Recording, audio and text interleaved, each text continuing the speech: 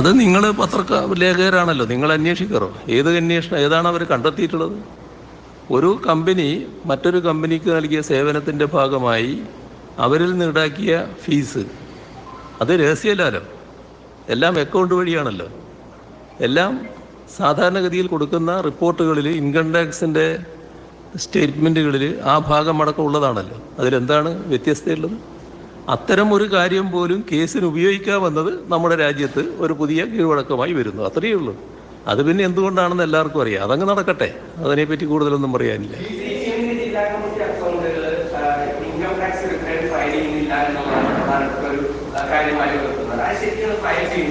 ശുദ്ധ അസംബന്ധമാണത്.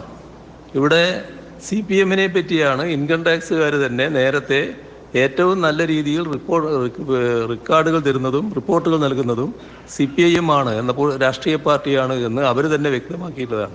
Party general secretary ഇവിടെ തൃശ്ശൂർ ജില്ലാ കമ്മിറ്റിയുടെ കാര്യം ഉന്നയിച്ചുകൊണ്ട് തെരഞ്ഞെടുപ്പ് കമ്മീഷണർ കത്തയച്ചപ്പോൾ ആ ഭാഗം പ്രത്യേകമായി പറഞ്ഞിട്ടുമുണ്ട്. അപ്പോൾ ശുദ്ധ അസംബന്ധമായ കാര്യമാണത്.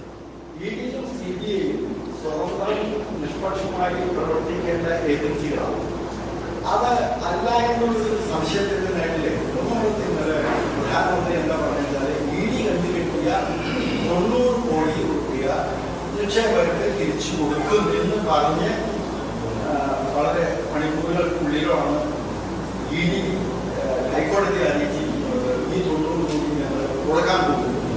അപ്പോൾ പ്രധാനമന്ത്രിയുടെ നിർദ്ദേശപ്രകാരമാണോ ED പ്രവർത്തിക്കുന്നത് എന്നൊരു സംശയം അതിൽ വരുന്നില്ല. ഇതില് വലിയ സംശയത്തിനിടയില്ലാത്തൊരു കാര്യമാണല്ലോ അത്. നമ്മുടെ രാജ്യത്ത് ED നടത്തുന്ന പ്രവർത്തനങ്ങൾ, CBI നടത്തുന്ന പ്രവർത്തനങ്ങൾ, ഇപ്പോൾ സാമ്പത്തിക കുറ്റാന്വേഷണ വിഭാഗം നടന്ന പ്രവർത്തനങ്ങൾ, ഇപ്പോഴടുത്ത കാലത്താണെങ്കിൽ ഇൻകം ടാക്സ് നടന്ന പ്രവർത്തനങ്ങൾ എല്ലാം ഒരു പ്രത്യേക ഉദ്ദേശത്തോടെ രാജ്യത്ത് കാര്യങ്ങൾ നീക്കുകയാണ് എന്നത് നമ്മുടെ അനുഭവത്തിലുള്ളതാണല്ലോ. അത് BJP ഇതര പ്രതിപക്ഷ രാഷ്ട്രീയ പാർട്ടികൾക്ക് നേരെ എത്രമാത്രം കേസുകൾ എടുക്കാൻ പറ്റും, കേസുകൾ എങ്ങനെയെല്ലാം എടുക്കാൻ പറ്റും, അതിലൊരു ഗവേഷണം തന്നെയാണല്ലോ നടത്തിക്കൊണ്ടിരിക്കുന്നത്.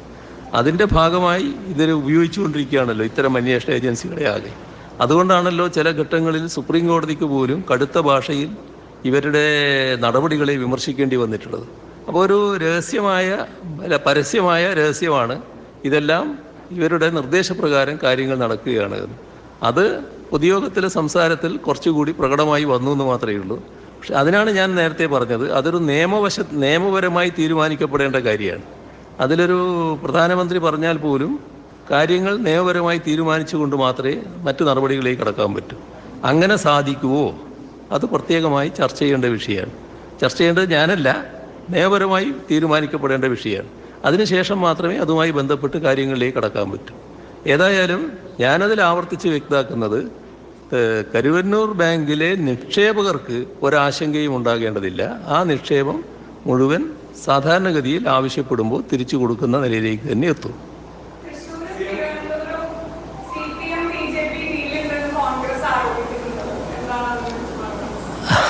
അത് കോൺഗ്രസിൻ്റെ ഒരു മോഹമാണ്. കോൺഗ്രസിൻ്റെ കളരിയിലല്ലല്ലോ ഞങ്ങൾ പഠിച്ചത്. ഇപ്പോഴും പ്രാദേശികമായി BJP-യുമായി ഡീൽ നടത്തിക്കൊണ്ടിരിക്കുന്നവരാണല്ലോ അവർ. കോലീബി സഖ്യം ഇവിടെ നേരത്തെ ഉണ്ടാക്കിയതാണല്ലോ.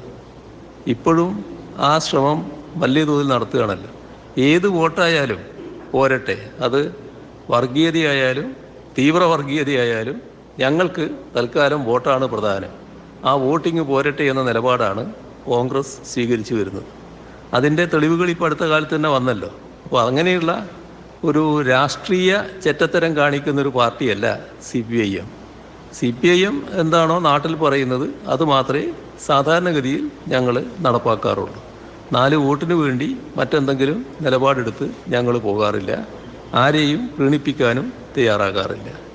BJP-യെ അതിനിശിതമായി വിമർശിക്കുന്ന നിലപാട് ഞങ്ങൾ സ്വീകരിക്കുമ്പോൾ തന്നെ ഈ കേരളത്തിൽ BJP നിലപാടിനോടൊപ്പം നിന്നുകൊണ്ട് കോൺഗ്രസ് പ്രവർത്തിച്ച അനുഭവം നമുക്ക് ധാരാളമുണ്ട്. നമ്മുടെ നാടിൻ്റെ പ്രശ്നങ്ങളിലടക്കം അത്തരം കാര്യങ്ങളിൽ BJP ഗവൺമെൻറ്റിനോടൊപ്പമാണ് കോൺഗ്രസും കേരളത്തിൽ നിന്ന് ജയിച്ചു പോയ UDF-ൻ്റെ കൂടെയുള്ള 18-അംഗ സംഘമായ MP-മാരും പ്രവർത്തിച്ചിട്ടുള്ളത്. ആ അനുഭവത്തിൽ നിന്നാണ് കേരളം ഇനി ഈ കേരള വിരുദ്ധ സമീപനക്കാരെ അയച്ചുകൂടാ എന്ന നിലപാടിലേക്ക് എത്തിയിട്ടുള്ളത്.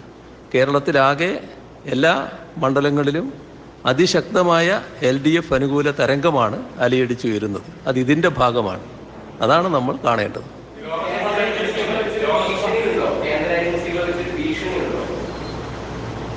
എങ്ങനെ? ആർക്കെതിരെ ഭീഷണിയുണ്ടോ? അല്ല, അവരെന്താ കാണിക്കുന്നെന്നുള്ളത് നിങ്ങളെല്ലാവരും കണ്ടുകൊണ്ടിരിക്കുകയല്ലേ. അതൊന്നൊരു പ്രധാന പ്രശ്നമായിട്ട് നമ്മൾ കാണുന്നില്ലേ? നമ്മുടെ രാജ്യത്താകെ കേന്ദ്ര അന്വേഷണ ഏജൻസികൾ, ഈ പറഞ്ഞ എല്ലാ ഏജൻസികളും വേട്ടയാടൽ നടത്തിക്കൊണ്ടിരിക്കുകയല്ലേ. അതെന്താണ് നമ്മൾ കാണാതിരിക്കുന്നത്? അത് ഗൗരവമായ വിഷയം തന്നെയല്ലേ രാജ്യം.